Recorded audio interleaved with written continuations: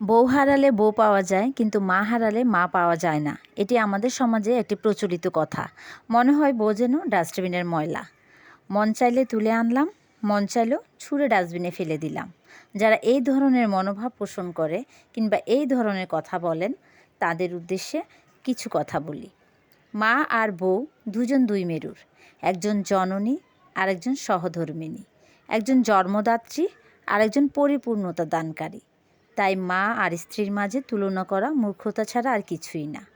আপনার মা যেমন আপনাকে ছাড়া অসহায়, তেমনি আপনার সন্তান কিন্তু তার মাকে ছাড়া অসহায়।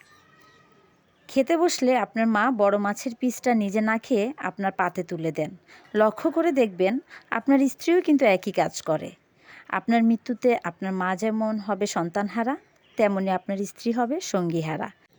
তাই কখনোই মা আর স্ত্রীর মধ্যে তুলনা করবেন না। দুজন মানুষ নিজ নিজ জায়গা থেকে শ্রেষ্ঠ, একজন জননী আরেকজন ঘরণী।